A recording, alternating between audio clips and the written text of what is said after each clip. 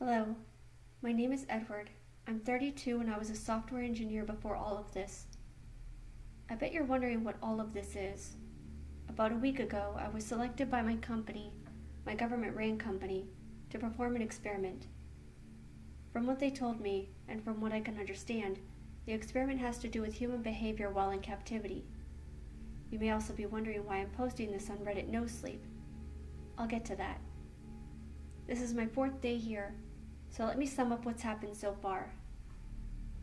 I was working at an office when they came to get me. I didn't have time to pack or grab sentimental items. It was abrupt and inconvenient, but there was a thrill about it. I felt like someone important for a change.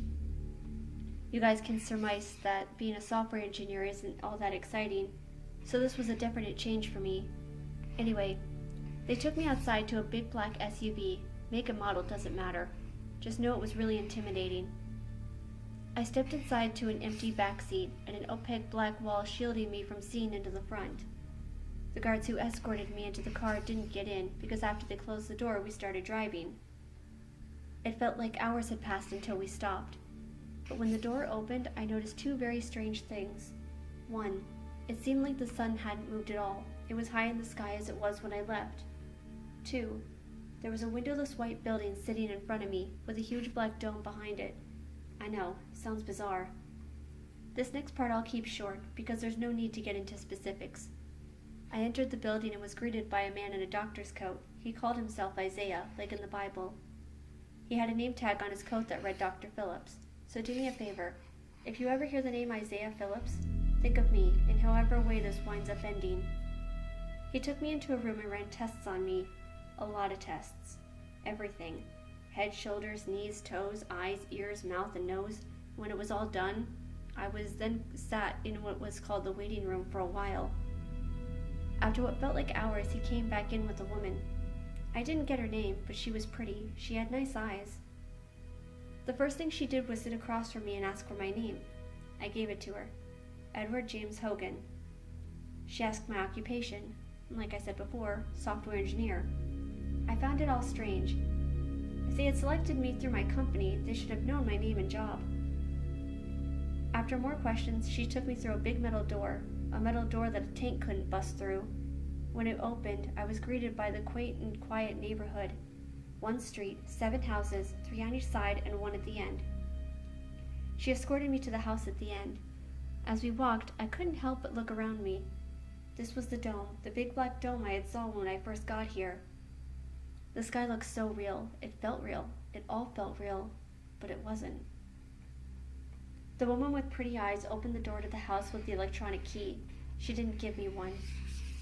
When we entered, she showed me around, giving me the grand tour of where I would be staying. At the end of it all, she sat me down in the kitchen and told me this, from what I can remember. You'll be staying here for 18 weeks. Every 2 weeks someone will come here, leave food, water, and entertainment. I cut her off, asking what she meant by entertainment. She ignored my question and continued. They will also leave a list for you. This list will give detailed instructions on what you are to do for the next 2 weeks until they return. This will all happen when you're asleep. If you wake in the middle of the night and your bedroom door is locked, then said person will be in the house. Do not panic. If you try to contact them while they're here, they have been instructed to take said provisions with them when they leave. This experiment is to study your behavior when you live without human interaction. If you ever feel you cannot handle the experiment, there is a red button in the basement of the house. Press it once. For every day you stay with us, you'll be granted $300. I will be the last person you have contact with until the experiment is over. Good luck. She left after that, didn't say another word, nor did I. I walked into the living room, and there sat food, water for 2 weeks, and a couple of books and movies, a laptop, a video camera, and a microphone. The list was taped to the camera. It only had one thing on it. Record a video log every couple of days. So I did. I told them how I was feeling and what I've been doing. I spoke clear and concise.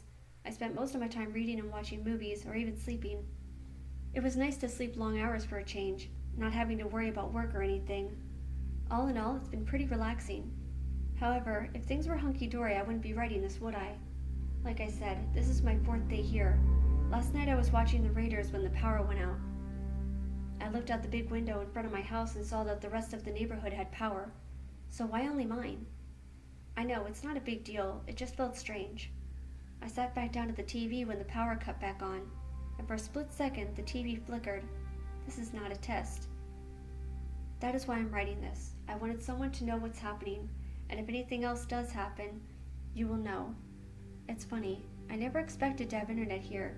For an experiment about isolation, talking to y'all won't get the results they're hoping for. This is the end of Log 1.